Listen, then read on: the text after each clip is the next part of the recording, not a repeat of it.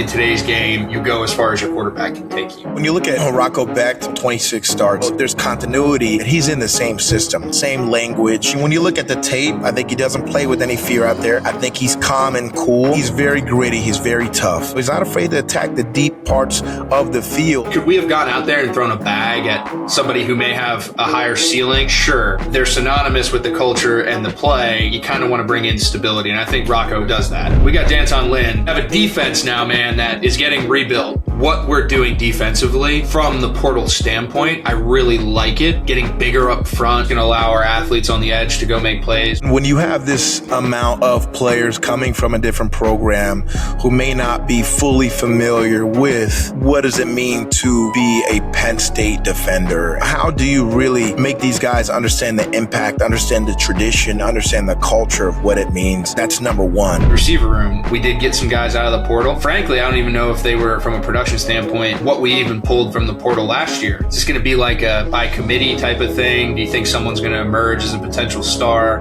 I think someone has to emerge. One or two guys truly separate themselves, because I think that has been the biggest issue for Penn State. What's going to be by committee. The realization is that there just aren't guys that are separating themselves. In that same scenario, no dogs get created.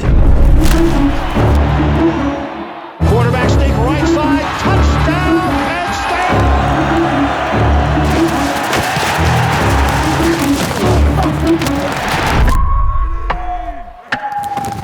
Whoa! Who knew I would make it this far? All right, guys, back again this week. Jason, in the studio for real. You're in the lab, bro. How was your segment? I'm in the lab. I'm out here in LA. Good Morning Football, NFL Network building. I'm actually still on set.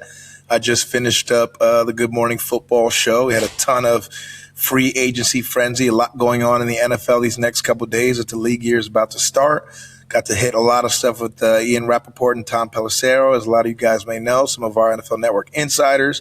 So it has been a busy day. I've been up since 3 a.m. We're still working. Bro, how's your what is it, the cardiac rhythm or whatever that hits you with, dude? Like, how is that? All right, let me explain here. I am going right now on a 40-hour, 24-hour day. So I time traveled twice in a row. So a couple nights ago, I go from Paris to Miami. I left Paris at like 2:45, arrived in Miami around 6 o'clock, 10-hour flight, but gained about 6 hours there. And then the very following morning, I had to get home. I landed Miami 6, probably got home around 8 o'clock, unpacked the bags, repacked the bags with my new outfits for TV, went to bed at like 10:30, woke up 7 a.m., driver picked me up 7:30, got to the airport, flight 9 o'clock, arrived in LA 11:30, 6-hour flight, but again, gained hours as I'm traveling west again.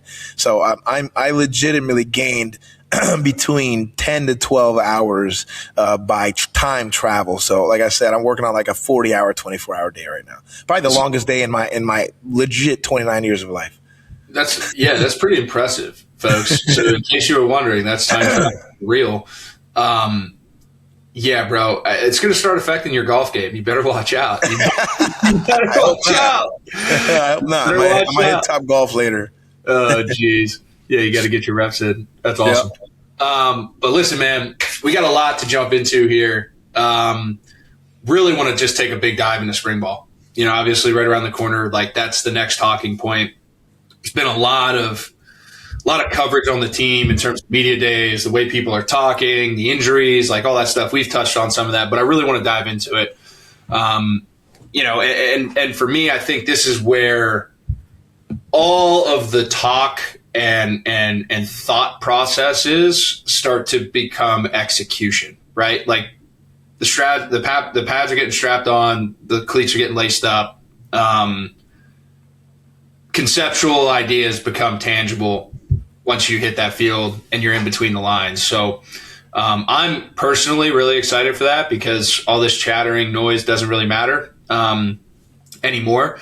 You're going to have something to start gauging this all off of. And yeah, man, for me, it's really hard not to start with the Rocco Becht conversation. And it's something that I think you and I have danced around. We've talked about at high level. But obviously in today's game, you go as far as your quarterback can take you.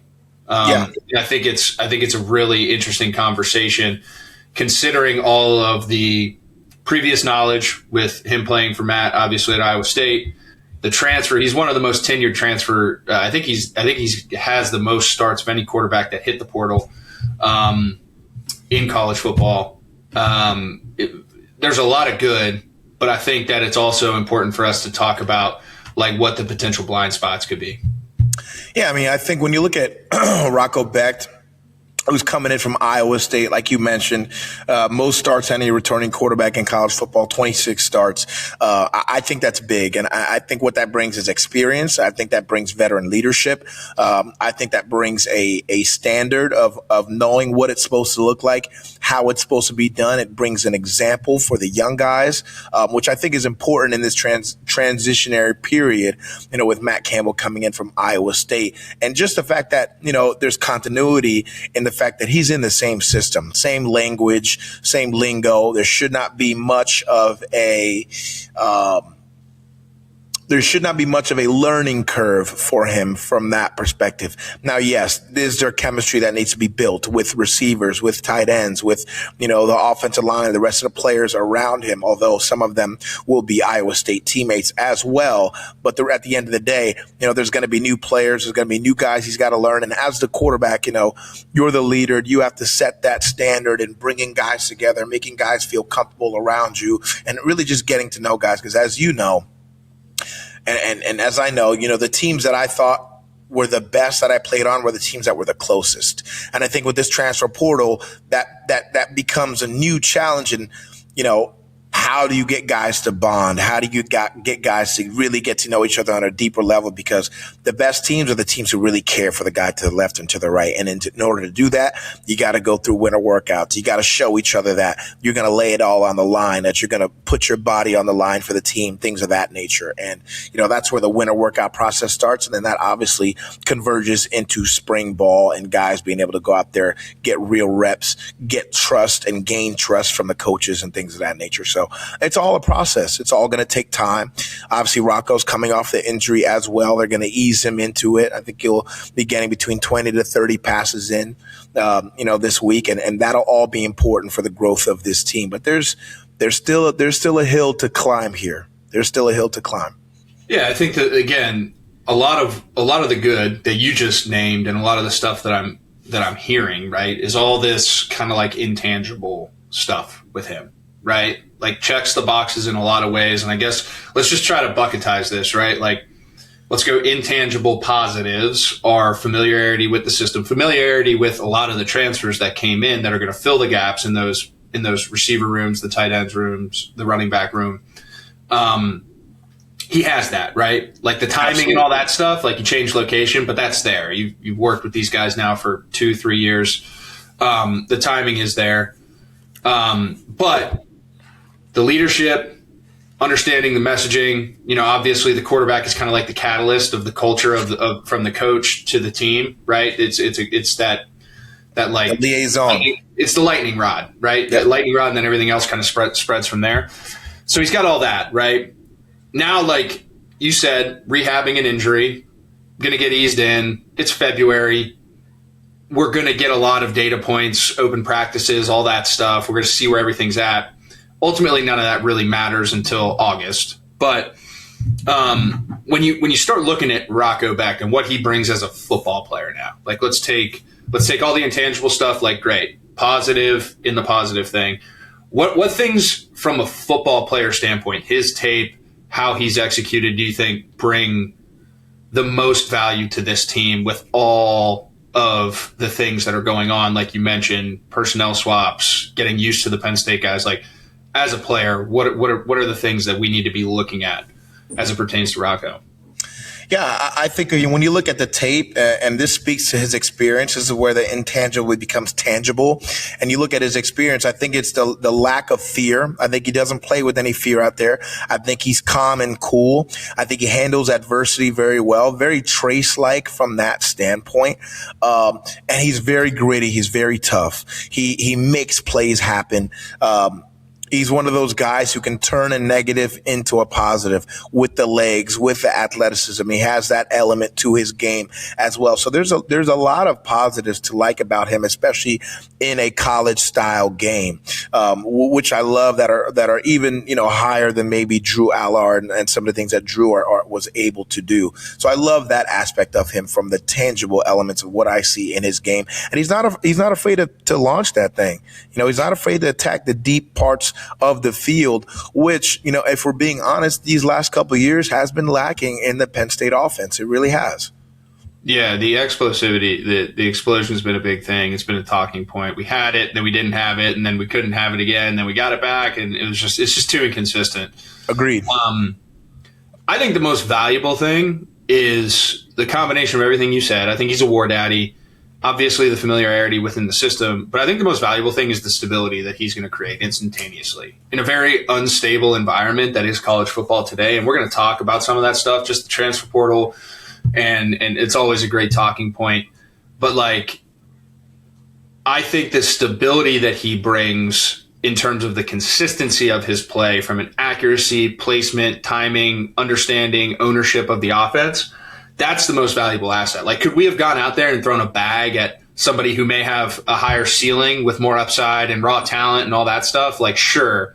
But I think when you look at where this program is from a transitional standpoint and viewpoint, going from James Franklin, who's been there for 11 years, who was there for 11, 12 years, whatever it was, very, very consistent in his own way, and then we go to this shift with Campbell and the culture he's trying to establish. They're synonymous with the culture and the play. You kind of want to bring in stability. And I think Rocco does that. Again, is he the most talented guy in the world? No. Does he do anything that's super exceptional? Maybe you mentioned some of the stuff gritty, war daddy, timely, kind of clutch gene. But what all that comes down to is I think he does what needs to be done at a very efficient clip within the system, and I think it's only going to help the entirety of this process, if that makes sense. I think his skill set is suited perfectly for this transitional situation. Yeah, I think it's almost as if what would it look like if we had Bo Pribula from the start as a starter, and we actually got to see the development and the progression of Bo Pribula's game in one system and what that would look like after 3 years. I think that's the best, synonymous situation I could kind of think of in my head to kind of compare to what it is like having Rocco Becht come in here and give us his final year. It's as if Bo were to have been in the same system with actually getting all the starts and being the guy the entire time for 3 years straight. What that product would have looked like, I think, is similar to what we're going to get with Rocco Becht. Yeah, that's a badass comparison.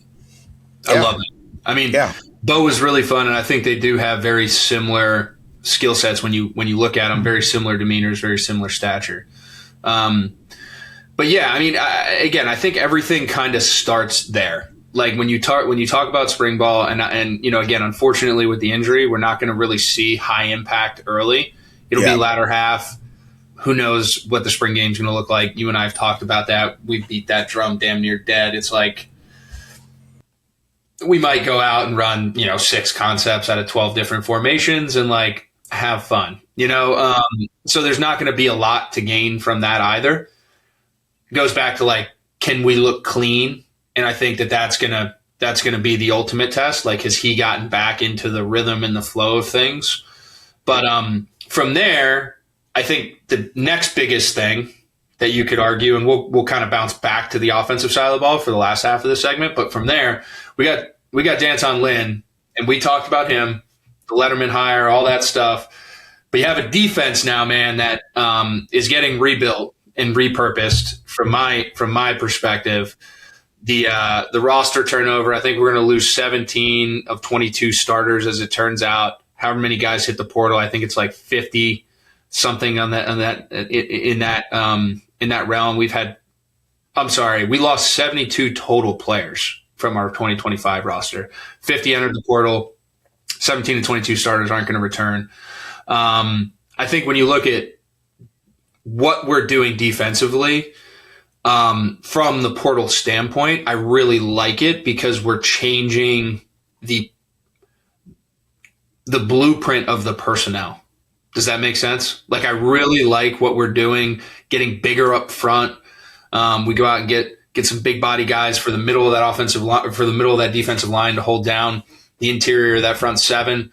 It's going to allow our athletes on the edge to go make plays. Rojas is getting back and healthy again. We coupled him with some really good linebackers around it. But when you look at Coach Lynn's approach to coming in here, right, took a defense at USC that was ranked almost 100th, mid-80s or something like that in total defense. 2 years, turned that around to a top 10 defense.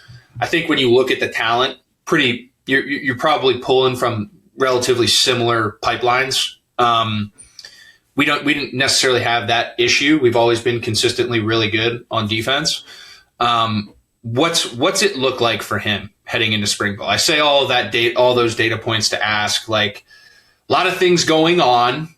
How does he approach spring ball in terms of maximizing his first opportunity to make an impression with these guys with the whistle on?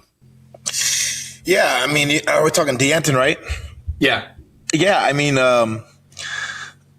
I think number one, when you have this amount of players coming from a different program who may not be fully familiar with what does it mean to be a Penn State defender, and how do you really make these guys understand the impact, understand the tradition, understand the culture of what it means? I mean, that's number one. Because it's not like you have a bunch of kids who, are Pennsylvania kids who dreamt about playing at Penn State. They might not know the culture and the depth. It's like when you go to Penn State and you're a linebacker at Penn State, man, you got to understand what it means to be linebacker you.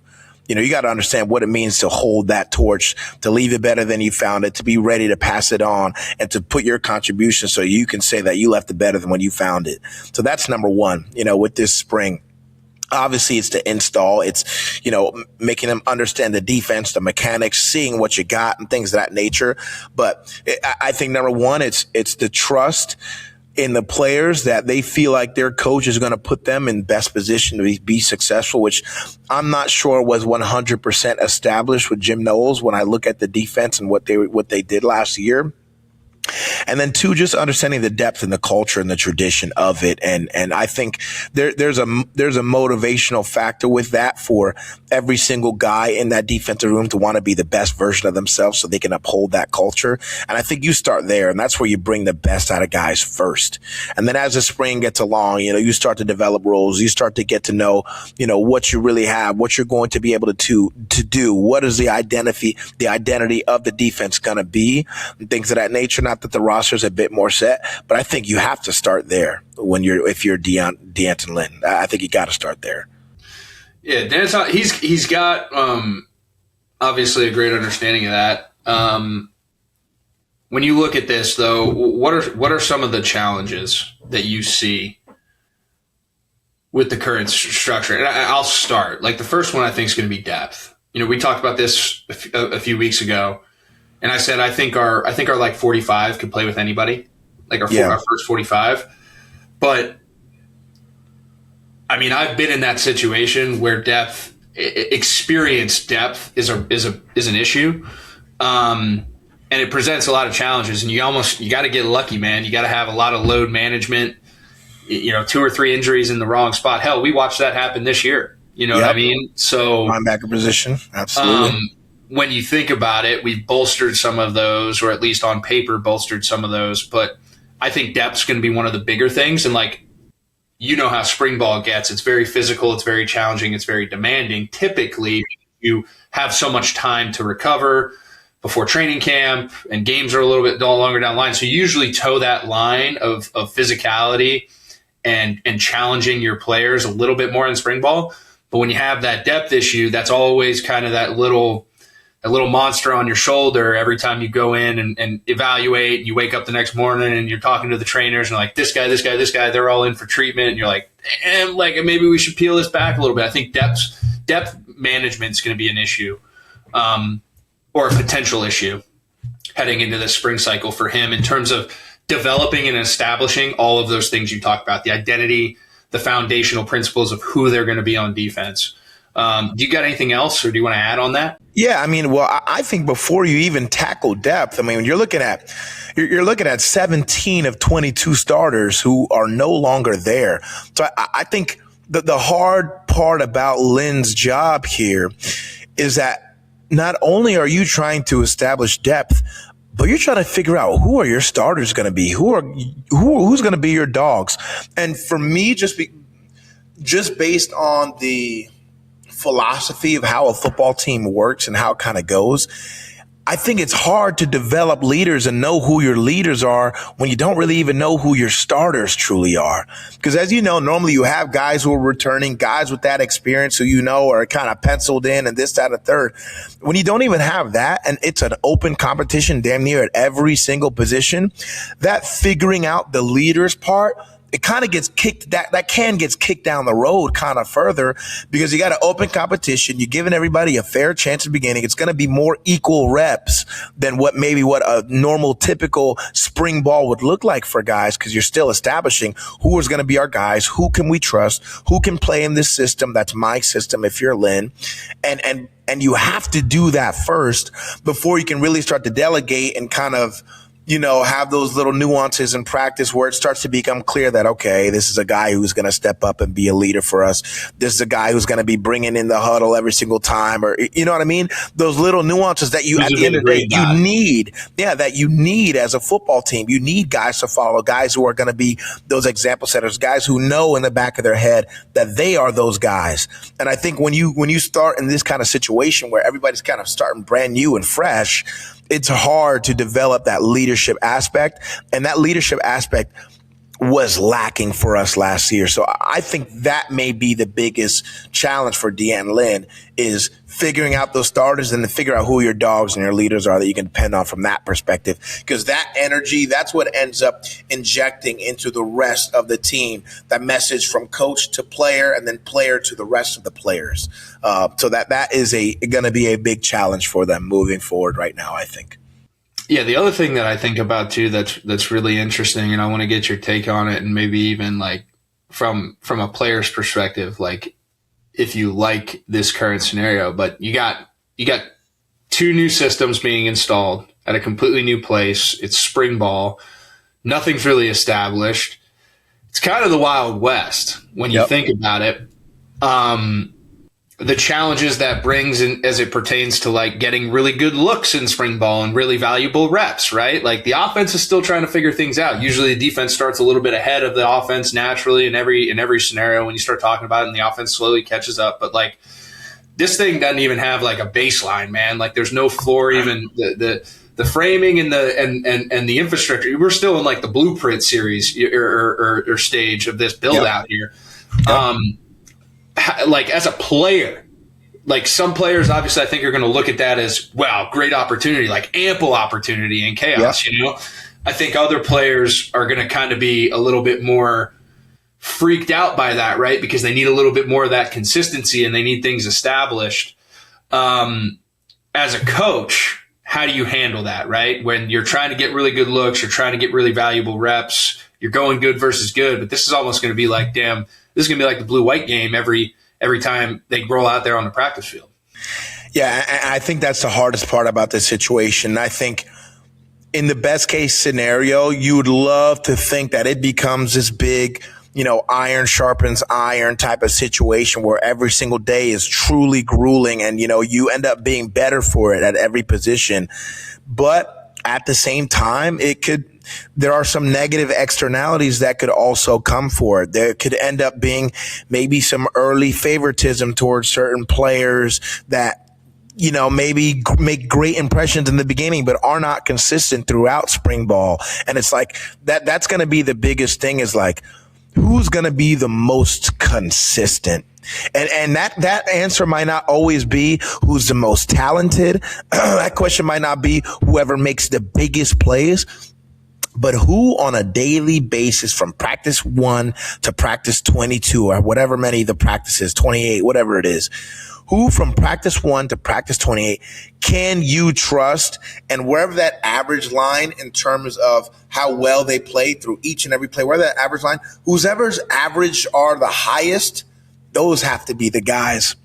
It can't be the guys who are here, who have great days here and other days, and another day here and another day, You can't live and die by that. So how do you identify that? What is your system in which you are grading that? I mean, there's some dicey decisions. There's some dicey decisions, and we might see a roster that middle of the year, we may see guys who are starters who by game 4, game 5, when the lights came on, they didn't have it. And they may have been consistent in spring and consistent in training camp. But when the lights came on, all right, well, we have another guy who we felt was close to you. It's time to give him a shot. It might be one of those kinds of years as well. So there's a lot to battle with this Penn State situation. I think a lot of people aren't truly factoring in.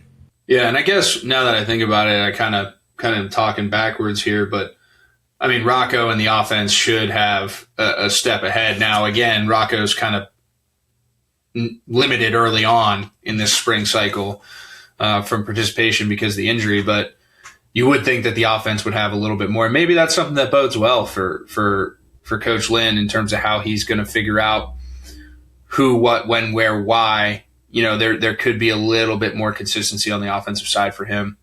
But with that, one of the things that I think is really interesting and another talking point, like I said, I'm going to pinball back to the offensive side of the ball here, is the receiver room. And, we can't sit here and pretend like the past hasn't happened. I don't want to be called out nor the victim of this. I mean, the receiver room and production has been an issue for going on 3-4 years now at Penn State. And we did get some guys out of the portal. Frankly, I don't even know if they were, from a production standpoint, what we even pulled from the portal last year, production-wise. But we've talked about how important fresh starts are in mentality. I think it's going to be a lot easier to overcome this kind of black cloud that's been over that room, for lack of a better term. But when you look at the receiver room, when you look at what we think this offense is going to be high level conceptually, in terms of mentality and focus, I think it's going to be pound the rock, work off play action, align with that kind of feeling. Yep. When you look at this receiver room, what do you want to see out of this? Like, how many is it going to take? Is this going to be like the tide rises and it's a by committee type of thing? Do you think someone's going to emerge as a potential star? I think someone has to emerge. That's what I'd like to see. I would love to see one or two guys, and I do think Kobe Howard's going to be one of them, but I would like to see one or two guys truly, truly separate themselves, because I think that has been the biggest issue for Penn State in these last couple of years is we've gone on to think that, it's going to be by committee. It's going to be by committee. When it's the realization is that there just aren't guys that are separating themselves. There aren't. There haven't been guys separating themselves over these past 2 or 3 years. There just haven't been. And I think that's been the biggest issue is we've been going into games feeling like, okay, this is going to be a committee thing. And, things are going to work itself out this way. It's a balanced offense and this, that, and the third. But in that same scenario, no dogs get created. And at the end of the day, on 3rd and long, on 3rd and 14 against Ohio State on the road, you want to look to your dog. That's who you want to look. That's who you want to look to. You want to look to who's that big dog that is going to be able to go out there and make that play. And it's been crickets when those moments have happened for us. It's been crickets because nobody has separated themselves. So look, right now the wide receiver room is a big, big question mark. That's what it is. Let's call a spade a spade. It is a big, big question mark. Yes, do we have Iowa State receiver transfers? We have some young guys that are going to come up. Kobe Howard, who flashed at the end of the year last year. Great. But who is going to step up? Who is going to consistently step up? Who's going to build that rapport with Rocco early and often? That's what I want to see out of this receiver room. I don't want to go into this season with the same mentality of when the lights come on, it's just going to be a committee thing. And, guys will make their plays as they come to them because we've relied on that mindset. And what has it done for us? 0 catches in the semifinal. Zero. Yeah. The definition of insanity is doing the same thing over and over again, expecting different results. Do you think that's just lazy thought process? Do you think that there may be other factors that play into that committee by committee messaging now with NIL? And do you think maybe some coaches are afraid of dealing with, as you know, what a true number one can be at that position?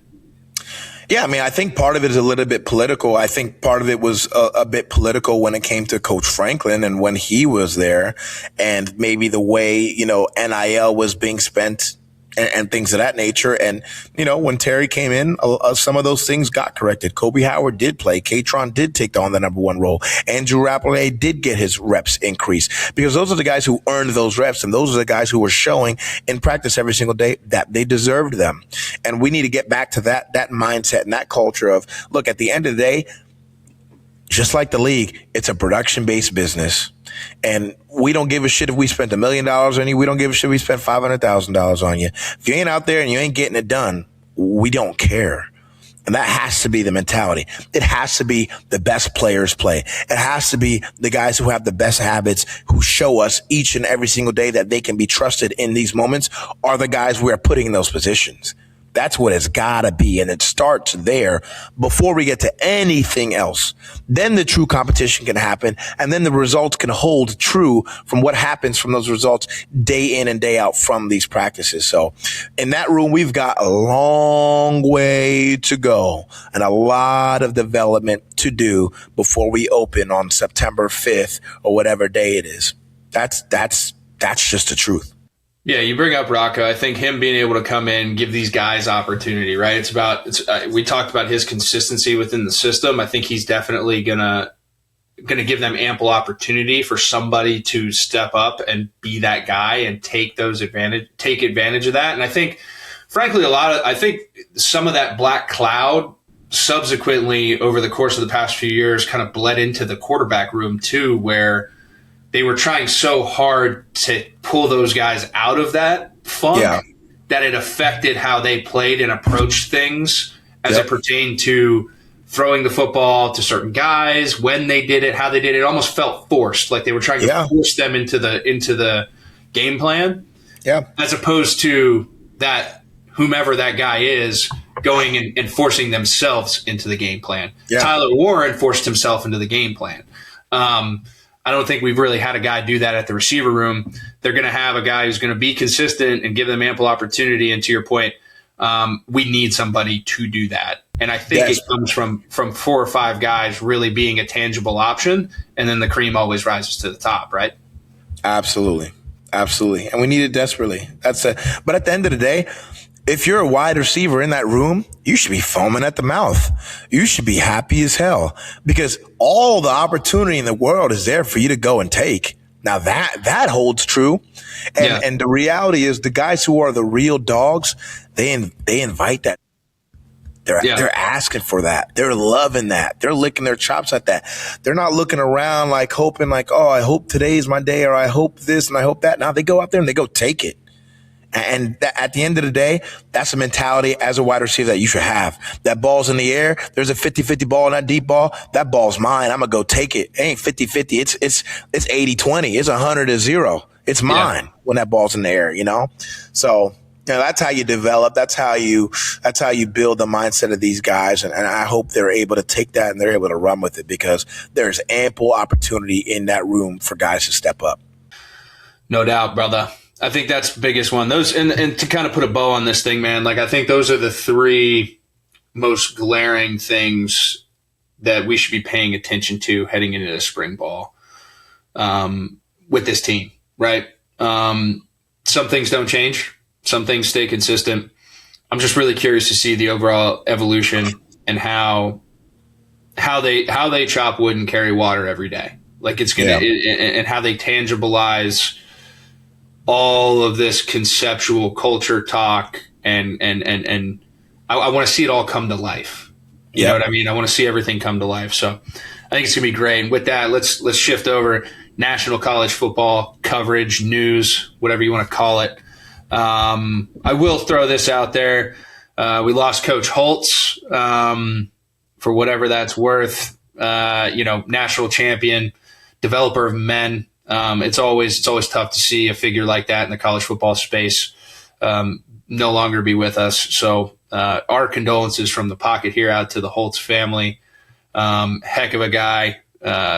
Career speaks for itself, but I think the coolest thing about being a coach is what you're going to see now. As this year goes on and as the season comes on, I think you're going to start seeing a lot more of the real impact that these guys make by the guys that they coach come out, and you hear the stories, you hear all those things. I didn't have any personal interactions with Coach Holtz, but obviously a student of the game, love the guys, love the history of the game, played a big part in it. So I think that's going to be really cool. I'm tuned in, buckled in for that. Yep. Some legendary college game day picks as well, as I remember as well. So yeah, great figure in our sport. Great figure. Shifting gears, guy I want to touch on here, and we talked about this again at times throughout the past couple months, but I mean, Lane Kiffin pulls 42 cats out of the portal at LSU after he runs right before the college football playoff run at Ole Miss, hops on the plane, gets up out of there, pulls Sam Leavitt, arguably one of the most talented quarterbacks in the portal, out of Arizona State. Then goes out and publicly criticizes how absurd the portal is, but is just taking advantage of it himself. What's your take on this, man? I mean, I think it's really tough to play this shotgun spray approach with just collect a bunch of talent and hope that you make it work out more than it comes back to bite you. But what's your take on this, man? I mean, it's tough to build chemistry with guys from all kinds of different programs, all trying to come in and gel as one. It's tough. I think you have to have a very detailed approach to how you do it and how you get guys to buy in all at once. Because you got to understand, and these are guys who come from different systems. These are guys who have heard different messaging from all different head coaches. And that's why it's a bit different than our situation. You know, we pick up a bunch of transfers, but I mean, 90% of the transfers all come from one school that had one head coach who have all heard the same messaging for years. I mean, these are guys, one from Colorado, one from Alabama, one from ASU, one from Ole Miss, one from here, one from there. So when you're doing it like that, it really becomes hard to build chemistry, to build buy-in.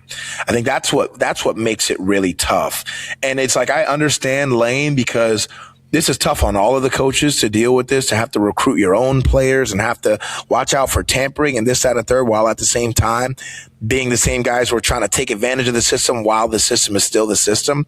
So I get both ends of it. I personally would not be the type to bitch about it, because look, it is what it is until it ends up changing, and until there's structure around it, you just got to deal with it.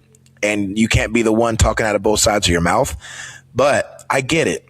I do get it, because it's not sustainable. I think it's kind of masterful, though. I mean, he's hedging the hell out of it by winning, and he's winning in the same token. But I think he sees his blind spots and how it could come back to bite him. And I don't think he wants to take on that much risk year in, year out, right? I think that's the hardest part is, at the end of the day, the LSU job, they didn't go out and hire and pay him to come in and build this thing. Like, they went out and paid him what they paid him to come in and be immediate impact, high velocity success rate the minute he walked into that building. Yep. And the only way you can do that in today's day and age is via the portal. It's the only way. So I think for him, he's doing this because he does understand the absurdity of it. He understands the problems, and he understands his blind spots about how it can come back to bite him.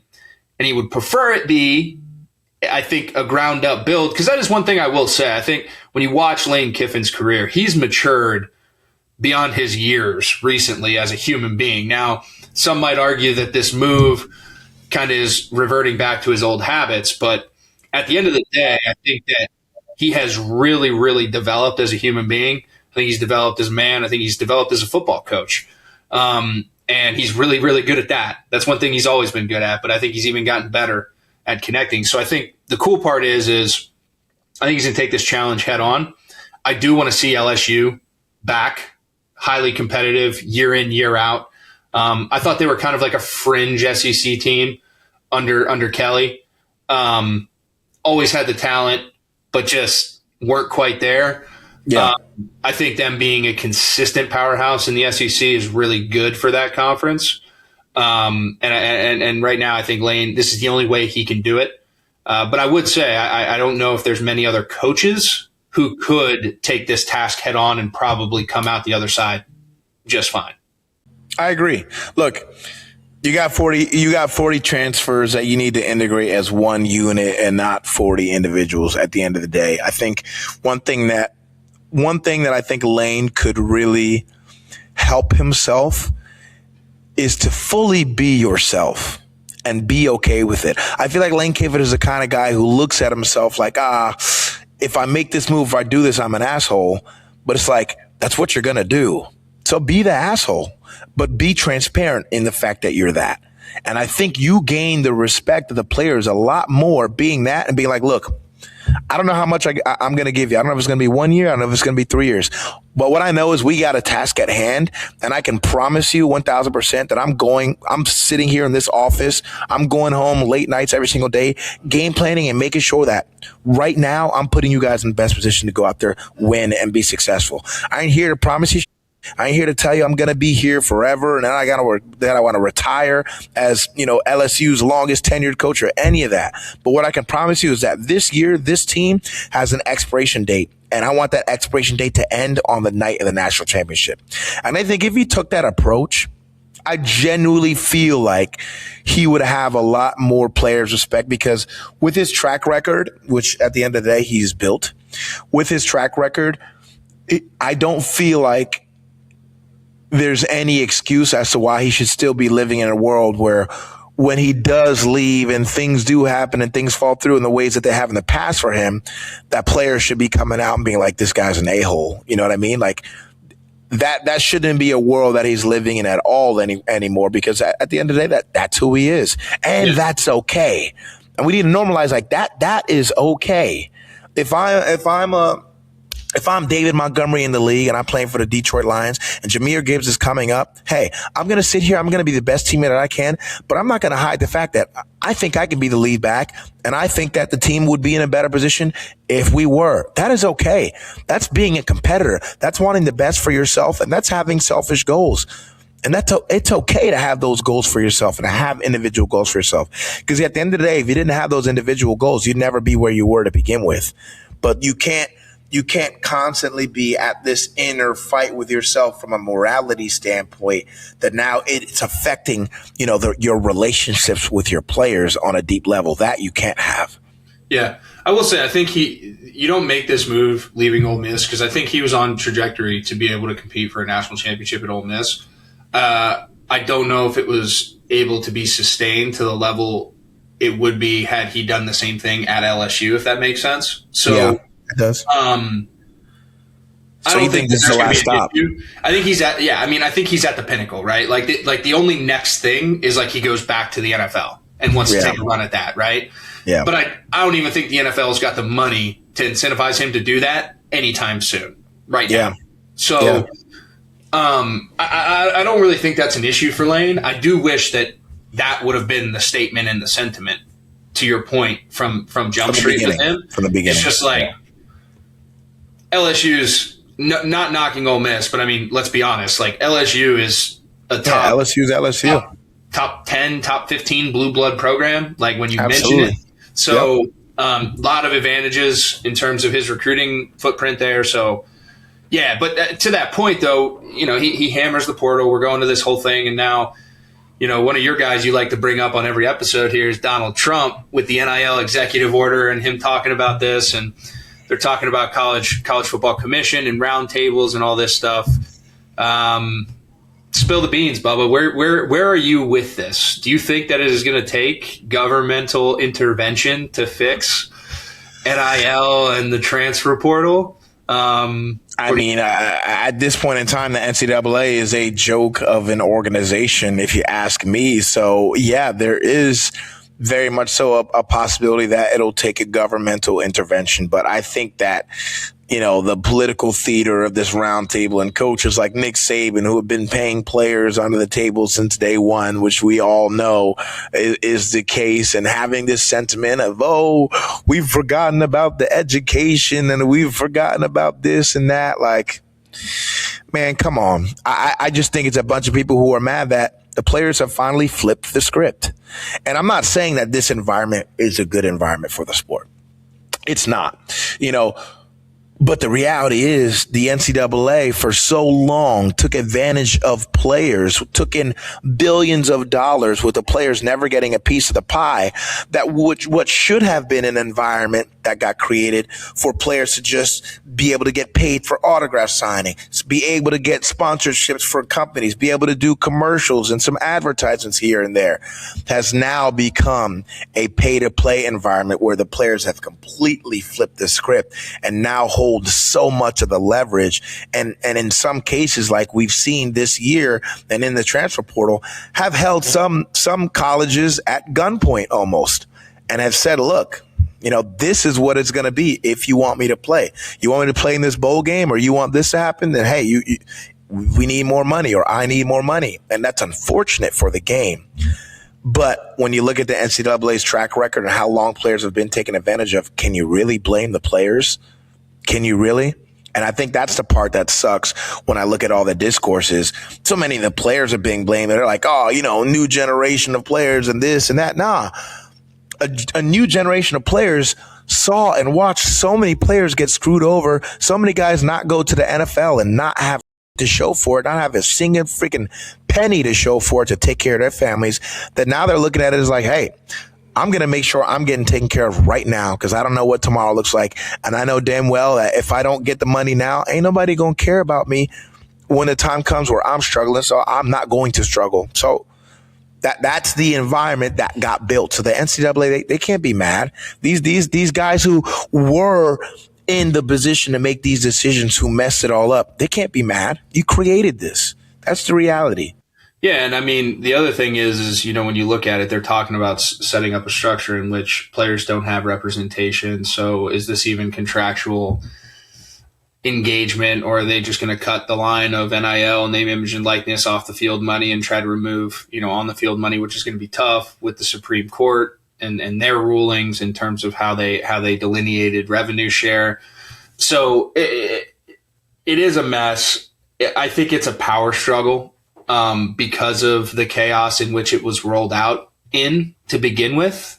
And it makes it really tough because it's such a power struggle, I think it makes it really tough for any positive altering decision-making in the right direction to be had, because it's all, whatever. And, again, maybe if there is some intervention from the governmental level, I don't think it's necessarily an executive order. I think this is obviously going to have to go into like state legislation, and you're going to have states that agree on that, because that's just the way our political system works. All with taking into account the precedent that has been set by the judicial system. But I will say that there needs to be some form of committee that oversees this thing. I don't think it is a Nick Saban or a coach like that. Like you said, I think it needs to be a very robust and almost like completely neutral, hands off, like diverse group of people that have expertise in different things, almost like an executive board for like a larger company. Yeah. And honestly, the one thing about the player representation I do want to touch on really quick, I do want to get your opinion is like, do you even think these players are capable of that, right? I mean, again, we're talking about 17, 18, 19. Capable of what? 20-year-old kids to be able to grasp unionization. And that's where I say, is it almost, do you think you see this world as being something where this system starts to create itself, where the old take care of the young type of thing? Do you see schools now going out and now your representation in the union is from a consortium of either lettermen from that school or players from the conference that are representatives of them, that are former players who have a little little more experience, a couple more wrinkles on their face, as some might say, some of those wisdom lines? That's a tough question. Yeah. No, that's a really tough question, because I personally think that if there was going to be a time for unionization, I feel like we've had a couple of like those pinnacle moments where maybe it should have happened, and if it were to have happened, it would have been then. As compared to now, the only way I see this moving forward in a positive direction is if this thing mirrors the league and we get a CBA. There has to be some level of collective bargaining agreement. There's too many different parties involved in this thing. There's too many hands in it all in general for a union, I think, to be truly like effective. And maybe you build out the union after the CBA comes, but I think the CBA needs to come first. I think we need ground rules. We need structure first. I think that they need to lean on the league. They need to lean on G League. They need to, there's a lot of people's opinions and a lot of different expertise that needs to be looked at and have their hands all in on this, because it just involves too many parties, and it's just too much of the wild, wild west right now to bring this all to a close and a level of sanity that we can all handle. I agree.